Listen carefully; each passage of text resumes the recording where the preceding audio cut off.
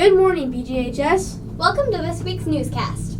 We're your weekly newscast hosts. I'm Lawson. And I'm Scarlett. At this time, will you please stand for the Pledge of Allegiance? I pledge allegiance to the flag of the United States of America and to the republic for which it stands, one nation, under God, indivisible, with liberty and justice for all. Please remain standing for the national anthem and 1 moment of silence.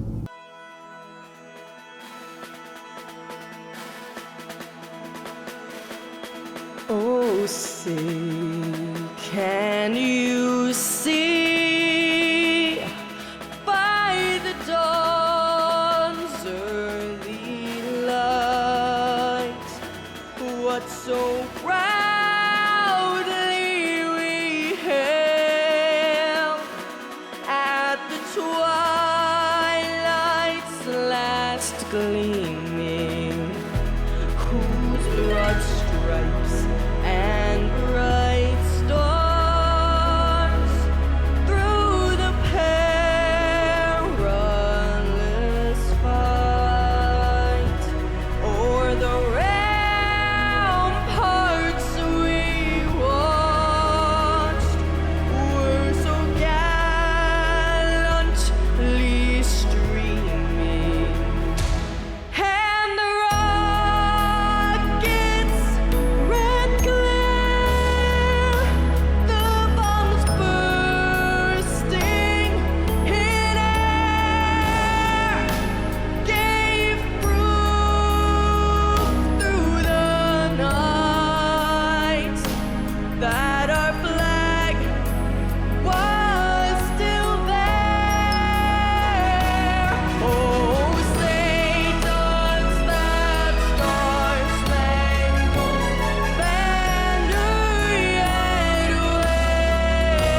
wave o'er the land of the free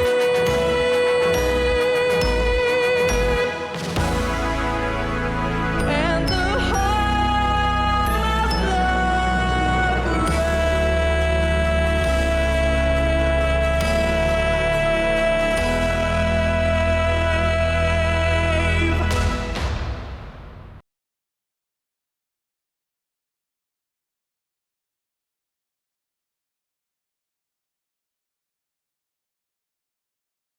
Let's get started with our thrilling specials we have for this week. First up, we have Emmett with his hilarious joke for today.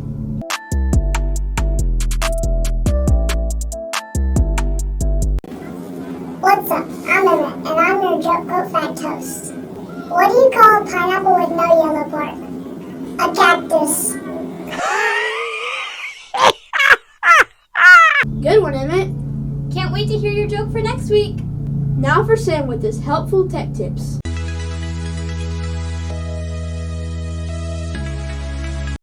Welcome to School Tech Tips. Today we'll be exploring tab organization. To start your life of organized tabs, we will first have to know how to group them. To start, hover over the tab you want to group and click with both fingers on it, or hold Control and click it. Then select Group tab. After that, all you have to do is name it and assign the group a color. To add more tabs to the group, simply drag the tab to the group. To close and open the group, click on the group name. If you don't want the group anymore, you simply want to tweak the name, click with both fingers on the name of the group or click on the name while holding Control, and a menu will pop up with all the settings you could need. Now you can continue your life without a million unsorted tabs.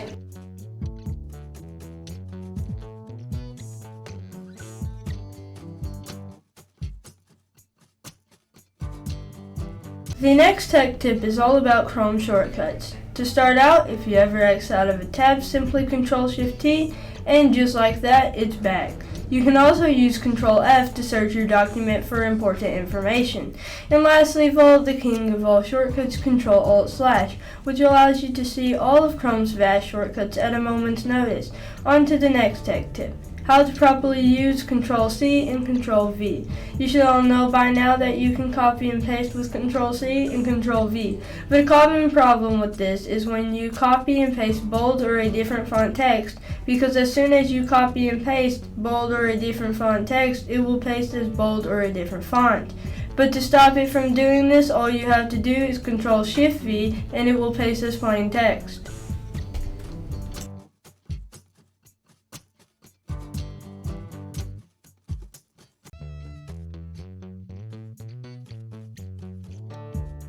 Now it is time for a software highlight. The software highlight today is remove.bg, and where you can freely and seamlessly remove backgrounds without the hassle of Photoshop.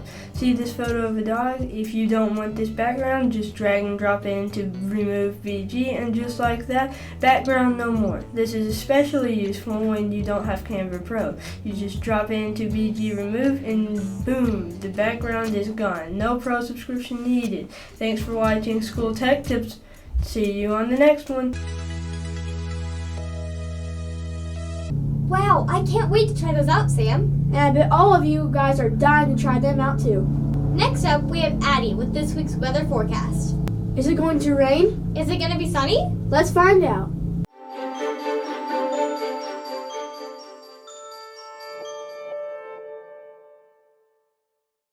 Hey BJHS, it's your weekly weather with Addie.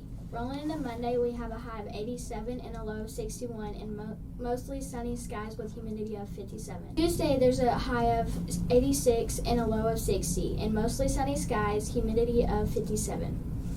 Now Wednesday, we have a high of 87 and a low of 60 and partly cloudy skies with humidity of 54.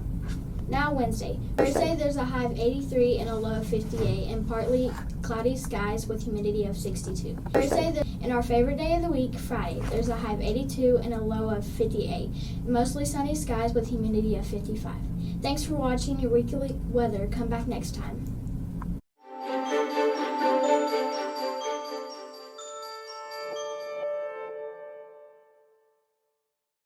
Thanks for the weather forecast, Addie. Were your predictions correct? Hopefully they were. Let's hit the Jackson with his Trivia Live.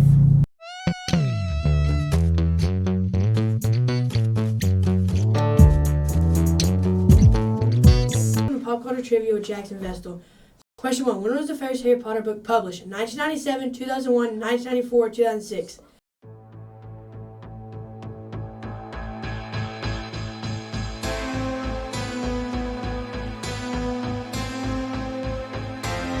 The first Harry Potter book was published in 1997. The book is about 11-year-old Harry Potter who receives a letter saying that he's invited to attend Hogwarts School of Witchcraft and Wizardry. Question 2. Who was the first man to walk on the moon? Buzz Aldrin, Neil Armstrong, Michael Collins, or John Glenn?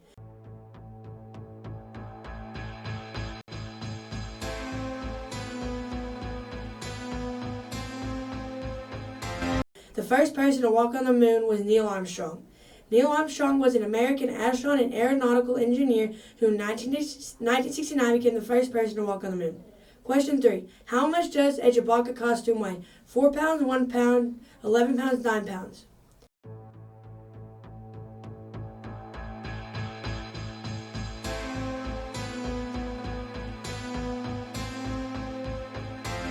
The Chewbacca costume weighs 9 pounds.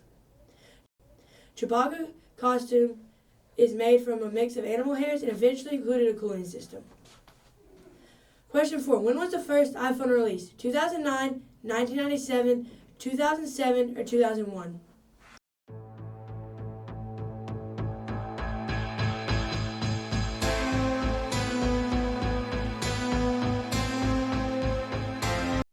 The first iPhone was released in 2007. It featured a 3.5 screen and multi-touch touchscreen display, microphone headset, and controls, and specs that modern-day smartphone users take for granted today. Question 5. How many rides are there at Disney World's Magic Kingdom theme park? 29, 36, 15, 25.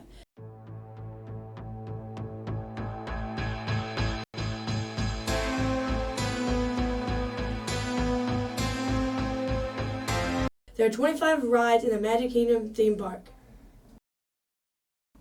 These are 6 rides in the United Kingdom: Seven Dwarfs Mine Train, Space Mountain, Under the Sea Journey of Life, of Little Mermaid, Barnstorm, Dumbo the Flying Elephant, Tomorrowland, Transit Authority.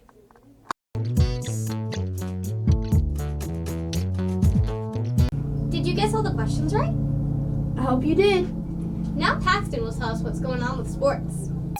Hey guys, I'm your weekly sports host Paxton with this week's sporting events. For all of you football fans, we have 3 games this week. 7th grade plays tonight at home against GCT. Their game starts at 5. On Thursday, October 5th, our 8th grade and junior high teams play Southside at home starting at 5:30. Our volleyball teams compete Monday, Tuesday, and Thursday this week. Tonight, October 2nd, our 7th grade and junior high varsity teams play against Southside at home starting at 4:30. Tuesday, October 3rd, our 7th grade, junior JV, junior varsity, along with our senior high teams play GCT at home starting at 4:30 as well. Thursday, October 5th, our 7th grade, junior varsity, and senior high teams play at Nettleton starting at 4:30. Thanks for tuning in to your weekly BJHS Sportscast. We hope you come out to support our team. See y'all next week. I hope I get to go to all of those games. And now Emmett has a motivational quote to share with us. Hate cannot drown out hate. Only love can do that. Martin Luther King Jr. Way to keep us motivated, Emmett. Now on to Carolyn for a mythology segment.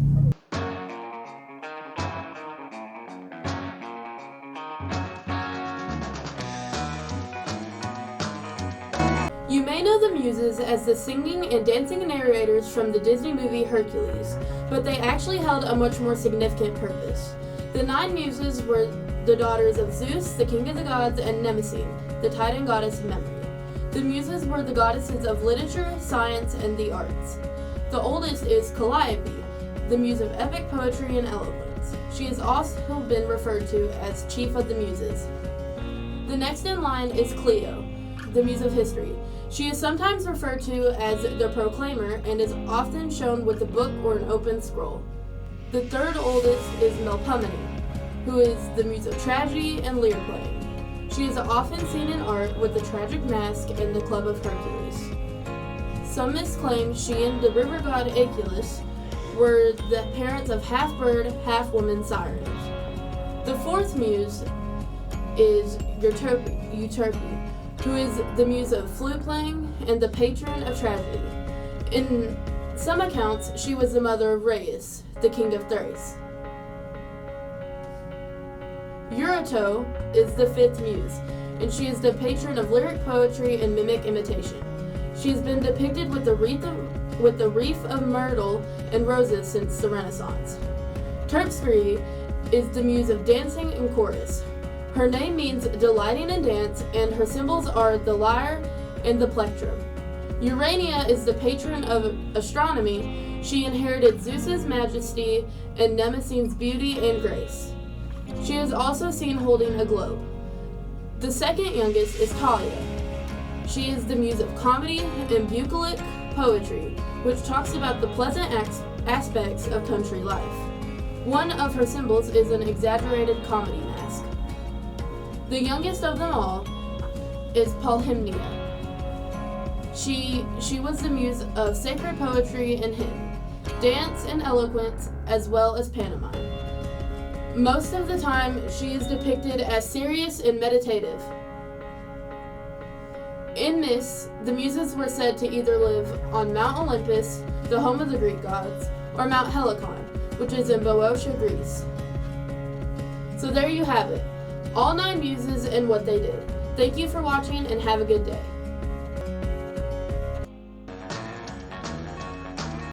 Thanks, Caroline. We love hearing all the interesting facts about mythology. Last but not least, we are headed back to Emmett for our fact of the week. Cactus spines are not thorns. They are highly modified leaves.